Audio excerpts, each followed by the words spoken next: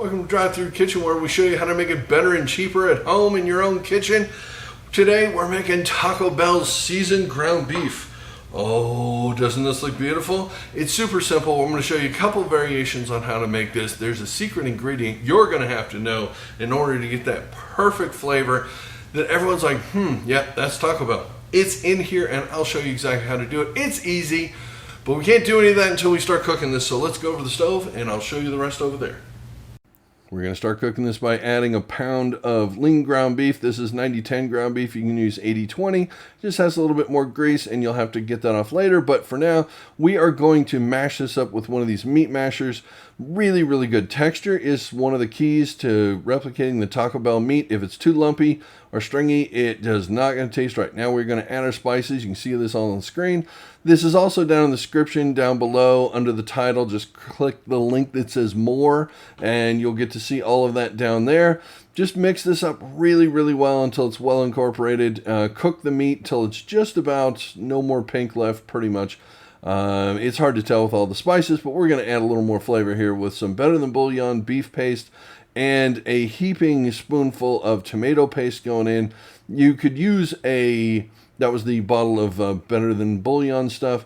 You can use a bouillon cube if you want. Just add it with the water later instead of now. Mix this up pretty well. It doesn't have to be super perfect, but we're going to have to get the grease out of this real fast. Any excess grease, even with the lean ground beef, there's going to be some.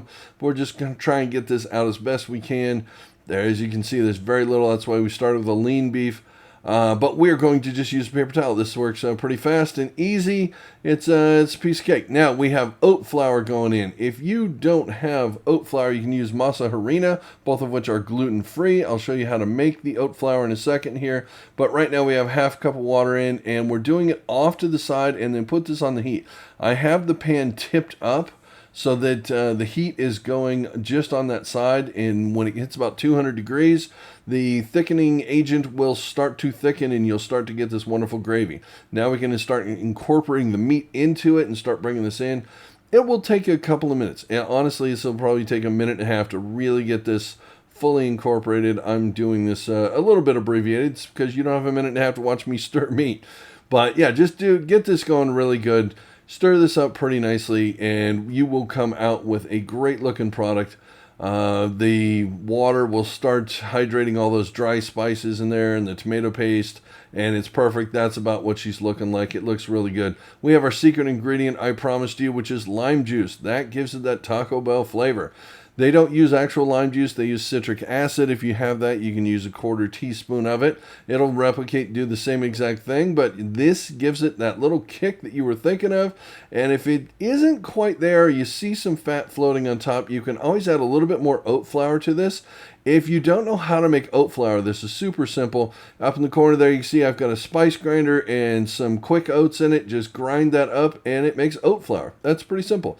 That's it. That's the secret to the meat. Just stir that up really good and we are ready to make anything we want from Taco Bell now that we've got the meat down.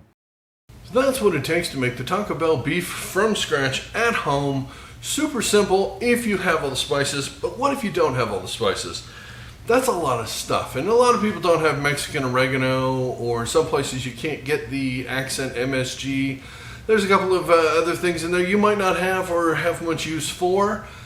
If you have a small kitchen or just starting out, you don't have a ton of money for all that, there is a solution for that. That is these packets. Can you use, okay, this one even says Taco Bell on it. So why do we go through all this trouble? Because this has nothing to do with Taco Bell other than they put their name on it. They don't make this. Heinz Kraft Foods or something like that. Yeah, Kraft Heinz makes this for them. This stuff, the ingredients in the back of this, has nothing to do with what's in there. This is actually much, much closer. This is probably 70%, 80%, something like that, minus the lime juice or citric acid.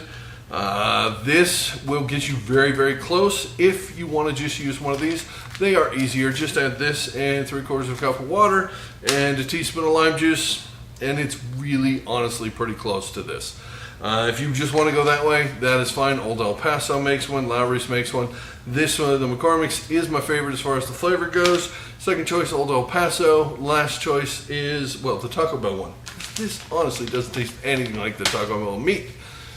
That's a lot of words for just make it however you want. Just know that that kick, that Taco Bell flavor is the citric acid, the lime juice is the easiest way to achieve that, unless you happen to have a beaker of citric acid laying around. Why would you?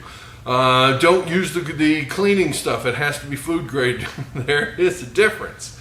Okay, but in the end, you're going to get this amazing, perfect Taco Bell meat right here, ready to make all your favorites, from the tacos to burritos to a crunch wrap. If you want to make an enchilada or a Mexi Melt, oh, don't we all love the Mexi Melt? I'm doing that video. It's coming up. We're going to be putting this to good use because I'm making the entire Taco Bell menu, more or less. A lot of the stuff's derivative, but we're going to show you a bunch of that stuff coming up, and this is how you get started. Now you know how to make it. Now you can make this at home and save yourself a ton of money, because a pound of ground beef, where I'm at, is just under $6 right now, something like that. The spices that went in it, one of these isn't very much money. So for the price of what, 4 tacos, you've got enough to make a dozen or more tacos. It's perfect. There you go. You can save a lot of money and the headache, and your kids will not know the difference. I promise they will love this. Thanks for watching this video, and if you want to see more of our drive-through kitchen fast food favorites, easy for me to say, you got to tune in for more of this stuff, and the easiest way to do that is if you subscribe to this channel, hit the thumbs up down there, let YouTube know you like the video, and the notification bell will let YouTube know to tell you the next time one of these videos comes out, and you can then save yourself a ton of time and money, make it better, faster, cheaper at home in your own kitchen, here on the Drive-Thru Kitchen. Thanks for watching. I'll see you in the next one. Bye.